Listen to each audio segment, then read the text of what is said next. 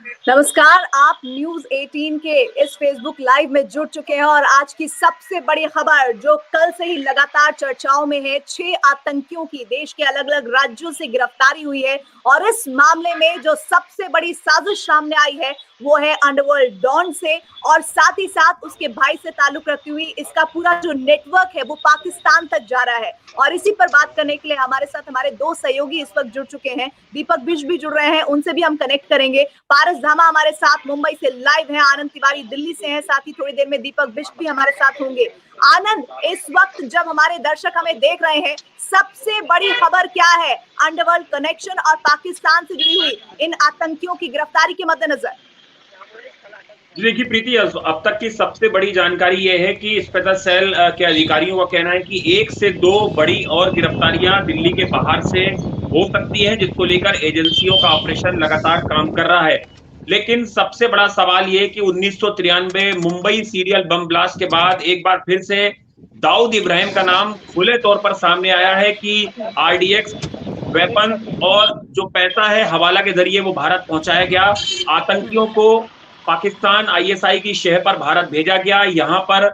उत्तर प्रदेश चुनाव उनके निशाने पर थे, रामलीला नवरात्रा उनके निशाने पे थे। और सबसे बड़ी बात प्रीति, अगर इसे हम इस तरह से देखें कि अंडरवर्ल्ड इस समय 2 खेमे में बटा हुआ है। एक खेमा अनीस इब्राहिम का है और एक खेमा जो अंडरवर्ल्ड का सबसे खास आदमी है दाऊद का, छोटा शकील का है। कल न्यूज 18 ने जिस तरह से एक्सक्लूसिव बात की छोटा शकील से, उसमें छोटा शकील कुछ सवालों पर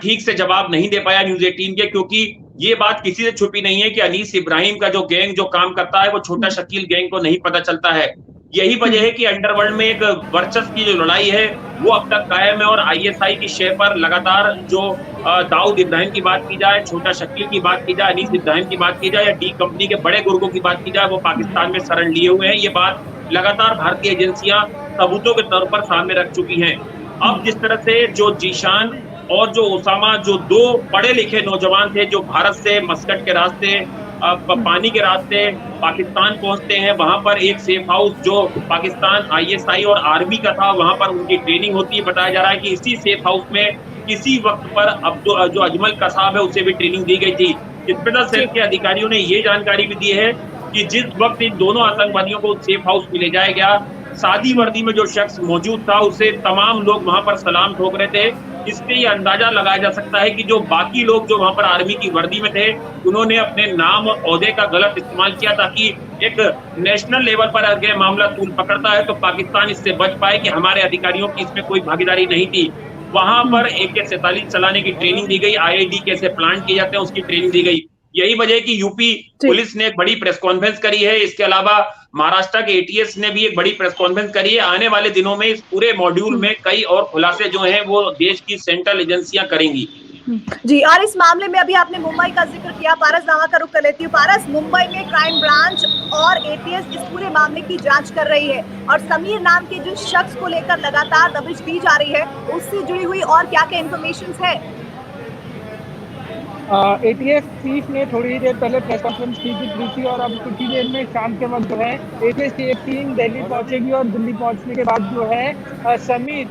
से पूछताछ की जाएगी इस पूरे मामले में। समीर जो है इस पूरे मामले में महत्वपूर्ण कड़ी है वो माना जा सकता है क्योंकि इसके डायरेक्ट कनेक्शन अनीस इब्राहिम से थे और मुंबई में या फिर जहाँ पे भी हो जाएंगे, पीछे हो जाओ, काम जो है वो समीर को ही दिया गया था। ATS चीफ ने अपनी प्रेस कॉन्फ्रेंस में ये भी बताया कि पिछले 20 सालों से दाऊद के साथ समीर का कनेक्शन है और भी जो सारी कड़ियां हैं वो खोजने की कोशिश कर दी है ATS। इसी के लिए अब पूछताछ के लिए आज शाम दिल्ली ATS की टीम जाएगी और समीर से इस पूरे मामले के बारे में पूछताछ करेगी। इस बीच समीर के परिवार से भी जो है वो पूछताछ कर रही है, ATS की टीम भी पूछताछ कर रही है, क्राइम ब्रांच की टीम भी पूछताछ कर रही है। मुंबई पुलिस भी इस पूरे मामले को बड़ी सही तरीके से देख रही है। सारी चीजें जो हैं वो इसमें पूछताछ करी जा रही है। वहीं कल जो है समीर के घर जो है वो जाया गया था, वहां पे सर्च कंडक्ट की गई थी, वहीं फैमिली को भी ले जाया गया था, उनके परिवार की भी वहां पे सर्च उनसे पूछताछ की गई थी। उसके बाद उनको धारावी पुलिस स्टेशन ले जाया गया, वहाँ ATS टीम पहुंची।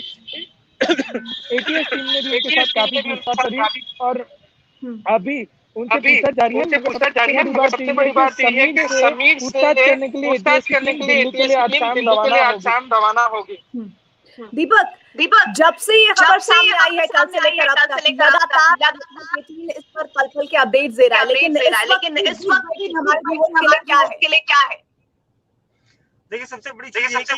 कि लगातार जो अब सामने आई है उसमें दिल्ली पुलिस की स्पेशल सेल की टीमें जो है प्रयागराज की तरफ मूव करेंगी और हो सकता है कि यहाँ से 2 या 3 आतंकियों को प्रयागराज ले जाए क्योंकि आईडी और साथ ही आरडीएक्स की जो बरामदगी यूपी में हुई है वो बहुत बड़े पैमाने पर कही जाएगी क्योंकि एक आरडीएक्स से लगभग 100 से ज्यादा बम बनाए जा सकते हैं अगर धमाके करने की बनाई जाती हो। तो इस तरह से कहीं और भी आईडी का इस्तेमाल हो सकता है, कहीं और जगह भी छिपाया जा सकता है। इन लोगों को वहां लेकर जाना है और इसीलिए 4 दिन की रिमांड मांगी गई थी और रिमांड दी भी गई थी। बड़ा नेक्सस है, कई बड़े लोग निशाने पर थे, वो मैदान जहां आने वाले समय में चुनावी रैलियां हो सकती थी, वहां पर इन लोगों पे टारगेट ये माना जा रहा है कि वहां पर भी थे। आने वाले समय में उत्तर प्रदेश में जिस तरह से चुनाव है तो बड़ी फैलाने की आशंका सबसे बड़ी थी और ये भी सामने आ रहा है कि जो मेट्रो या फिर ट्रेनें जहां भीड़ भरे लोग जहाँ पर ज्यादा लोगों की संख्या थी वहाँ पर इस तरह के हमले करने की और खास तौर से जो इटालियन पिस्टल थी वहाँ पर टारगेट करना यानी उनसे गोलियां मारना इस तरह का टारगेट करना इनके मिशन में शामिल था और ये सारी चीजें ये लोग ट्रेंड होकर वहाँ से आए तो 6 लोग यहाँ पर आए थे, ओसामा और जिशान के साथ जो 4 लोग बचे हुए थे। कुल 6 लोगों के अलावा भी तकरीबन 15 से 20 ऐसे लोग हैं जिनकी तलाश अभी जरूरी है क्योंकि ये ट्रेंड आए हुए हैं और पाकिस्तान से जब इन्हें यहाँ पर लाया गया है तो छोटा मकसद नहीं बड़े मकसद के इरादे से इन लोगों को यहाँ पर लाया गया है। स्पेशल सेल एटीएस और भारत एटीएस ये सभी मिलकर एक कहा जाए तो जॉइंट ऑपरेशन का चल रहा है जहाँ पर भी पूछताछ के बाद कोई भी ऐसी नई जगह अगर टेररिस्ट बताता है तो वहाँ पर छापेमारी की जा रही है। यूपी एटीएस की तरफ से लगभग 10 से 12 लोगों को हिरासत में लिया गया है, उनसे लगातार की जा रही है जो अलग-अलग इलाकों से की गई है और साथ ही छापेमारी में कई दर्जनों टीमों को लगाया गया है ताकि कोई ऐसे मंसूबे जो पाले हुए ये लोग इनको जल्द से जल्द पहले ही गिरफ्तार में लिया जाए ताकि अपने मंसूबे में वो कामयाब ना हो सके। ठीक है आनंद, हमने देखा है कि पाकिस्तान कोई भी ऐसा मौका नहीं छोड़ता कि वो भारत में माहौल खराब करने की कोशिश करे और उसके लिए बुना हुआ जात आगे बढ़ाता रहे। इस मामले में भी ये सामने आ रहा है कि पाकिस्तान की भूमिका बहुत गहरी है और उसने पाकिस्तान की साथ में कंधे से कंधा मिलाकर कोई अगर दे रहा है वो है अंडरवर्ल्ड। जी देखिए बिल्कुल प्रीति, ये बात कई प्लेटफॉर्म पर कई इंटरनेशनल फोरम पर सामने आ चुकी है एविडेंस के साथ कि दाऊद इब्राहिम जो है वो पाकिस्तान में छुपा हुआ है और वहां पर उसे पाकिस्तान आर्मी पाकिस्तान आईएसआई ने सेफ हाउस दिया हुआ है। जो पाकिस्तान पुलिस के रिटायर्ड अधिकारी हैं वो दाऊद की जो व्हाइट हाउस बताया जाता है क्लिस्टन रोड पर, वहां पर उसकी तीमारदारी और उसकी सुरक्षा में तैनात है। छोटा शकील ने भी कई बार इंटरव्यू में ये तो नहीं कबूला कि दाऊद कहाँ है, लेकिन ये जरूर माना कि दाऊद सेफ जगह है और उस तक पहुंचना नामुमकिन है। लेकिन जिस तरह से अंडरवर्ल्ड का इस्तेमाल आईएसआई कर रही है, इस पूरे नेक्सस में भी ये बात सामने निकल के आई है कि 2 अलग अलग टारगेट 2 अलग अलग खेमों को दिए गए थे। एक खेमा आईएसआई का था जिसका जिम्मेदारी पाकिस्तान आर्मी को दी गई थी लड़कों को ट्रेन करने की। एक खेमा जो था उसकी जिम्मेदारी अनीस इब्राहिम को दी गई थी कि वो इन लड़कों को हवाला के जरिए पैसा मुहैया कराए, लॉजिस्टिक मुहैया कराए और जो वेपन्स और जो विस्फोटक है उसे भारत तक पहुंचाया जाए और जो भारत तक आया भी, जैसे हमारे सहयोगी दीपक ने बताया और पारस लगातार मुंबई से रिपोर्टिंग कर रहा है। इसमें एक और जानकारी ये निकल कर आ रही है कि जो समीर नाम का जो शख्स है जिसे मुंबई का जो रहने वाला है जिसे स्पेशल सेल ने गिरफ्तार किया था, वो वीओआईपी कॉल यानी जो इंटरनेट कॉलिंग होती है उसके जरिए अनीस इब्राहिम से लगातार संपर्क में था। उसने डी कंपनी के लिए छोटे मोटे जो काम है मुंबई में किए हैं और एटीएस के अधिकारियों ने इस बात की खुद तस्दीक जो है कुछ देर पहले प्रेस कॉन्फ्रेंस में की है कि वो डी कंपनी से उसके लिंक थे बिल्कुल, और लेकिन अभी उसकी माली हालत खराब चल रही थी। तो डी कंपनी की ये मॉडस रही है शुरू से प्रीति, चाहे तारिक फतेह को मारने के लिए सुपारी के लिए उस छोटा शकील ने वेपन्स और पैसा दिल्ली भिजवाया हो या उसके अलावा जो स्वामी चक्रपाणी है उनके लिए, या जो राइट विंग के जो हिंदू लीडर हैं उनको कॉन्ट्रैक्ट किलिंग कराने के लिए लगातार अंडरवर्ल्ड ये काम करता रहा है। लेकिन अंडरवर्ल्ड लगातार ये सिरे से खारिज करता रहा है कि उसका आतंकवाद से कोई लेना देना नहीं है, वो गैंगस्टर में डील करता है। लेकिन ये बात कई फोरम पर सामने आई है, कई चार्जशीट में सामने आई है कि अंडरवर्ल्ड कॉन्ट्रैक्ट किलिंग भारत में कराकर दंगे भड़काना चाहता है, जो राइट विंग के जो हिंदूवादी नेता है उनका खात्मा करना चाहता है, क्योंकि कई ऐसे मौके आए हैं जब सीधे तौर पर दाऊद इब्राहिम को कटघरे में खड़ा किया गया है। उसकी चाहे संपत्ति को आग लगाने की बात हुई, उसकी गाड़ी की जिस तरह से हिंदू नेताओं ने गाड़ी की जो खरीद कर मुंबई में आग लगाई थी, उसके बाद चक्रपाणी भी छोटा शकील का आनंद, आपकी आवाज बहुत साफ बन गया था। तो ये बात एक बार फिर से सामने आई है, आपकी आवाज बहुत साफ नहीं आ रही थी मुझे। दीपक के लोग सवाल ऐसे में हिंदूवादी नेता अंडरवर्ल्ड के निशाने पे थे। आईएसआई ने फंडिंग करी कि किस तरह से देश का माहौल इस मौजूदा वक्त में खराब किया कलेक्ट हुई है, क्योंकि उनके आधार पर जरा ये बताइए कि वो कौन सी जगह से दिल्ली में कोई भी कौन से पॉलिटिकल वारदात नहीं हुई है, और यही वजह है कि सेंट्रल ये 6 आतंकी और उनके पीछे यहाँ पर कोई बड़ी वारदात। दीपक बिष्ट, प्रीति एक बार अपना सवाल दोहराए थोड़ा सा। सवाल मेरा ये है आपसे कि जिन 6 आतंकियों की गिरफ्तारी कल शाम के वक्त में हुई है, उनके आधार पर ये जानकारी आ रही है कि बहुत बड़ी शख्सियत, चाहे वो पॉलिटिकल रसूख रखती हो, नामचीन हस्तियां हो, वो उनकी टारगेट पे थी, धार्मिक स्थल उनके टारगेट पे थे, भीड़ भाड़ वाले इलाके क्योंकि त्योहार वो सब लोग उनके निशाने पर थे। क्या कोई ऐसी लिस्ट सामने आ गई है कि ऐसे लोगों को टारगेट करने का इरादा था इन आतंकियों का? बिल्कुल निश्चित तौर पर देखिए, जो टारगेट थे वो बहुत बड़े लोग थे, चाहे वो नामचीन नेता हो, क्योंकि अभी तक हालांकि जांच एजेंसियां इस पूरे मामले में खुलासा नहीं करना चाहते कि कौन कौन लोग टारगेट बने थे। लेकिन जो आने वाला समय, क्योंकि देखिए अभी गणेश चतुर्थी चल रहा है, महाराष्ट्र चाहे उत्तर प्रदेश, हर जगह पर त्योहार में भारी भीड़ होती है। हो सकता है कि इनका मंसूबा शुरुआत यहीं से करनी थी, क्योंकि अगले महीने से लगातार जो यहाँ पर कई सारे त्योहार आने वाले हैं, नवरात्र के त्योहार हैं, दशहरा है, दिवाली है, तो ये एक प्लानिंग के तहत यहाँ पर पहुंचे थे कि किस तरह से इन्हें ये सारी चीजें करनी है, क्योंकि कहाँ पर ये प्लान करना है, किस तरह से आईडी लगानी होगी, कहाँ पर धमाके होंगे, किस तरह से जो बड़े थोड़ा सा। सवाल मेरा ये है आपसे कि जिन 6 आतंकियों की गिरफ्तारी कल शाम के वक्त में हुई है, उनके आधार पर ये जानकारी आ रही है कि बहुत बड़ी शख्सियत थी, चाहे वो पॉलिटिकल रसूख हो।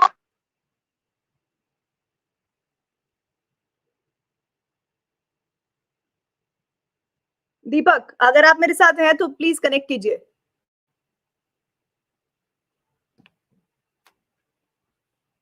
दीपक, तो चलिए हम लगातार वो तस्वीरें भी आपको दिखा रहे हैं। दीपक कनेक्ट होने की कोशिश करें। दीपक, आप अपनी बात को कंटिन्यू कीजिए। जी प्रीति, तो मैं ये कहना चाहूंगा कि जो बड़े धार्मिक स्थल हैं, चाहे वो उत्तर प्रदेश में हो या महाराष्ट्र में हो या फिर राजस्थान में हो और चाहे दिल्ली में हो, ये सभी टारगेट पर थे, क्योंकि जो 6 लोग, जिनमें से 2 खास पाकिस्तान से ट्रेंड होके आए थे, उन्होंने इन चारों को भी ट्रेनिंग की थी, और साथ ही एक स्लीपर सेल जो खास तौर से अंडरवर्ल्ड मुहैया करा रहा था, अंडरवर्ल्ड का स्लीपर सेल इन सबको लॉजिस्टिक सपोर्ट यहाँ पर दे रहा था। और यही चीज है कि उसके बाद से ये लगातार कई टीमें बननी थी, कई जगह पर इनको टारगेट दिए गए थे, कहाँ पर टारगेट दिए गए थे ये पूछताछ का विषय है। लेकिन सबसे अहम चीज यही है कि उत्तर प्रदेश इनके टारगेट में था, क्योंकि जिस तरह से वहां से बड़ी गिरफ्तारियां हुई हैं, RDX वहां से बरामद हुआ है, साथ ही आईडी बरामद हुई है प्रयागराज से, तो एक बड़ा टारगेट उत्तर प्रदेश था। और जाहिर सी बात है कि आने वाले समय में उत्तर प्रदेश में चुनाव है, हो सकता है कि चुनाव को लेकर गड़बड़ियां फैलाने की इनकी आशंका थी। आने वाले जो उत्सव हैं, त्योहार हैं, इन सब पर इनकी निगाहें थी, और इसको लेकर एक बड़े स्तर पर ये लोग पैमाने पर इस पूरे माहौल को जो है खराब करने की साजिश रच रहे थे। लेकिन गिरफ्तारी करने के बाद ये जरूर तारीफ करनी होगी सुरक्षा एजेंसियों की कि इनको जैसे भी इनकी गिरफ्तारी हुई, चाहे वो टेक्निकल सर्विलांस के थ्रू हो, चाहे इनपुट के थ्रू हो, लेकिन बड़ी चीज ये साफ हो चुकी है कि इनकी गिरफ्तारी बहुत बड़ी है। लेकिन अभी भी 15 से 20 लोग ऐसे हैं जो फुली ट्रेंड होकर पाकिस्तान से उसी तरह से इनके जरिए निकले थे, लेकिन वो कहाँ है ये देखना होगा। हालांकि दिल्ली पुलिस की सूत्रों के हवाले से ये पूरी जानकारी मिल रही है कि जल्द ही उनकी भी गिरफ्तारी तय होगी, लेकिन कब होगी ये कहना मुश्किल नहीं होगा। लेकिन यूपी ATS, महाराष्ट्र ATS और दिल्ली पुलिस की स्पेशल सेल जॉइंट ऑपरेशन में कई जगह पर लगातार रेड मार रही है। जिन लोगों ने इनको टिकट मुहैया कराया था, जिन लोगों ने इन्हें प्लेन से टिकट मुहैया कराया था, प्लेन से मस्कट के जरिए ग्वादर एयरपोर्ट तक, पोर्ट तक पहुंचाया था, तो ये सारी चीजें जो है जांच का विषय है, क्योंकि इतनी आसानी से इन्हें वहां तक पहुंचाया गया और उतनी ही आसानी से 15 दिन ट्रेनिंग के बाद वापसी इनकी हुई है। ट्रेनिंग हुई है, तो वहां पर पाकिस्तान सेना के अधिकारी बनकर वहां पर ट्रेनिंग की गई है। तो जाहिर सी बात है कि पूरा एक नेक्सस आईएसआई ने फैलाया था, जिसमें अंडरवर्ल्ड की पूरी यहाँ पर सपोर्ट थी, और यही वजह की फंडिंग से लेकर इनको हर चीज मुहैया कराई जा रही थी। तो अब ये सबसे बड़ा सवाल यही है कि आप कितनी दिन जी दो ऐसे लोग हैं जिनको लेकर लगातार कहा जा रहा है कि वो ऐसे शख्स हैं जो पाकिस्तान गए, जिन्होंने ट्रेनिंग ली, जिसमें ज़िशान का नाम आ रहा है, ओसामा का नाम आ रहा है। लेकिन ये जो लोग हैं ये कितने वक्त से जुड़े हुए हैं, इस पर अभी जांच होनी बाकी है। और ऐसे ऐसे लोगों की गिरफ्तारी हुई है जिन पर आसपास के लोग सुन रहे हैं तो उन्हें भरोसा नहीं हो पा रहा है। ज़िशान और ओसामा के बारे में इंफॉर्मेशन क्या है, पाकिस्तान में उनका कितना एक्सेस हुआ, उन्होंने किस हद तक जाकर ट्रेनिंग ली है और वहां क्या क्या हुआ, इसके बारे में और इन्फॉर्मेशन क्या है? देखिए प्रीति, ज़िशान और ओसामा का सिलेक्शन बाकायदा हुआ था, क्योंकि लड़के बहुत सारे थे, कई सारे लड़कों को रेडिकलाइज किया गया था, जिसके बाद इन दोनों का सिलेक्शन पाकिस्तान जाने के लिए हुआ। इनको मस्कट तक ले जाया गया। मस्कट के बाद ये शिप और नावों के जरिए कई दिन रुक रुक कर वहां पहुंचे। 15 दिन की ट्रेनिंग इन्होंने वहां पर ली, बाकायदा उस जगह पर जहां पर आतंकियों को ट्रेन किया जाता है। बॉर्डर का इलाका है, बॉर्डर के नजदीक है, तो जाहिर सी बात है कि बड़ी एक प्लानिंग थी। उसके बाद जब वहां पर हथियारों की ट्रेनिंग दी गई, बम कैसे वहां पर धमाका करना है, कैसे प्लांट करना है, किस तरह से बनाना है, ये सारी ट्रेनिंग देकर उनको वहां से वापस भेजा गया। हिंदुस्तान आने के बाद उन्हें बताया गया कि उन्हें हथियार मुहैया कराए जाएंगे, हथियारों की खेप आ चुकी है। इस तरह के मैसेजेस आते थे, क्योंकि ये लोग सीधे किसी से बात नहीं करते थे, लेकिन एक दूसरे को इशारे में ये लोग बात करते थे। साथ ही तीसरा काम जो किया गया वो स्लीपर सेल के द्वारा किया गया, जो अंडरबोर्ड लगातार इनको स्लीपर सेल के जरिए लॉजिस्टिक सपोर्ट मुहैया करा रहा था। और इनकी जल्द ही कोई बड़ी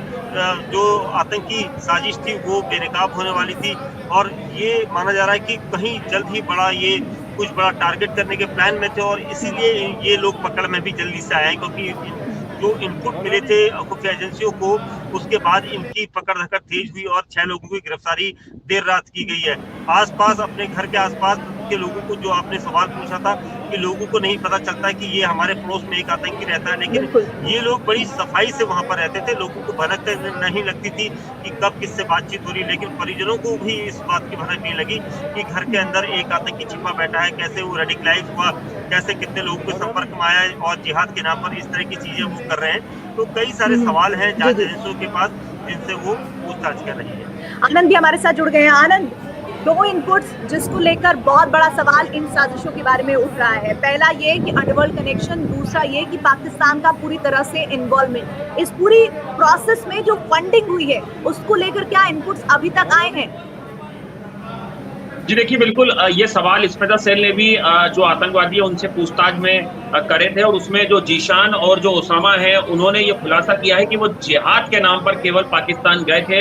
यानी कि उन्हें बरगलाया गया। और इस पूरी साजिश में जो सबसे अहम कड़ी था वो मुंबई का शख्स था समीर, जो सीधे तौर पर अंडरवर्ल्ड से जुड़ा हुआ था लंबे वक्त से, और उसने ही ज़िशान और ओसामा को तैयार किया। उसके बाद इनकी फ्लाइट की टिकट कराई गई, इनका वीजा बनवाया गया, और उसके बाद ये मस्कट के रास्ते, पानी के रास्ते पाकिस्तान पहुंचे। वहां पर इन्हें बाकायदा ट्रेनिंग दी गई। ये 15 दिन की ट्रेनिंग में ये भी बताया जा रहा है कि जो बंगला बोलने वाले कुछ 14 से 15 लड़के थे, उसमें से कुछ लड़के अभी भी ऐसा एजेंसी को शक है कि पाकिस्तान में ही है और वो हार्डकोर ट्रेनिंग ले रहे हैं, और जो बाकी लड़के वापस भारत आए थे वो पश्चिम बंगाल या आसपास के जो शहर है वहां पर सेफ हाउस लिए हैं या स्लीपर सेल के तौर पर एक्टिव हैं। आने वाले वक्त में क्या कोई ये गड़बड़ी फैला सकते हैं, इसको लेकर सेंट्रल एजेंसियां मुस्तैद हैं। तमाम इंटर स्टेट कोऑर्डिनेशन जो है वो किया जा रहा है कि जल्द से जल्द इन पूरे नेक्सस में और जो गिरफ्तारियां वो की जाएं। यूपी एटीएस ने भी कई चौंकाने वाले खुलासे अभी कुछ देर पहले किए हैं, प्रेस नोट भी उन्होंने जारी किया है। तो एक पूरी तरह से देखा जाए तो जो पैन इंडिया जिस तरह से पुलिस का ऑपरेशन था उसमें बड़ी सफलता मिली है, और जिस तरह से लगातार प्रीति हम बता रहे हैं कि 1993 बम ब्लास्ट में जिस तरह से सीधे तौर पर दाऊद इब्राहिम का नाम आरडीएक्स में सामने आया था, ये दूसरा मौका है जब एक बार खुले तौर पर डी कंपनी और आईएसआई के का जो पूरा लिंक्स है, जो पूरा नेक्सस है वो सामने आया है, और किस तरह से में तबाही मचाने की इनकी प्लानिंग थी उसका खुलासा हुआ है। जाहिर तौर पर अगर वक्त रहते एजेंसियां सतर्क नहीं होती तो भारत में बड़ी आतंकी वारदात होती। उत्तर प्रदेश में चुनाव नजदीक हैं और 2 बड़े फेस्टिवल जो हैं वो महाराष्ट्र में और पूरे देश में होने वाले थे। वहां पर इनका पूरा टारगेट था, इन लड़कों को पूरी तरह से ट्रेन करके भेजा गया था कि अगर इनके पास वेपन्स नहीं भी हैं, रेकी के दौरान अगर कोई इन पर शक करता है तो किस तरह से उनका मुकाबला करना है फिजिकली तौर पर और उन्हें हार्म पहुंचाना है। तो लड़कों को ठीक-ठाक ट्रेनिंग वहाँ पर दी गई थी और पूरी तरह से रेडिकलाइज़ किया गया था, उनके मन में ज़हर भरा गया था भारत के खिलाफ, भारत की संप्रभुता के खिलाफ और यही वजह है कि अब तक फंडिंग को लेकर जो है वो लगातार एजेंसियाँ ये तलाश कर रही हैं कि क्या इनके बैंक खाते में या हवाला के ज़रिए इनको कुछ पैसा मिला था क्योंकि पैसे का पूरा जो काम था वो आईएसआई ने अनीस इब्राहिम को दिया था, आईएसआई की सरपरस्ती पर ही ये पूरा ऑपरेशन रचा गया था। जी, दीपक मैं आप चाहे आनंद हो या पूरे देश के भी नागरिक खबर को सुन रहे हैं, वो एक सवाल जानना चाहते हैं कि क्या यूपी एटीएस ने और क्राइम ब्रांच की पूरी टीम ने इस ध्वस्त कर दिया है या फिर कुछ अभी कड़ियां बाकी हैं जिन्हें ठिकाने लगाना रह गया है?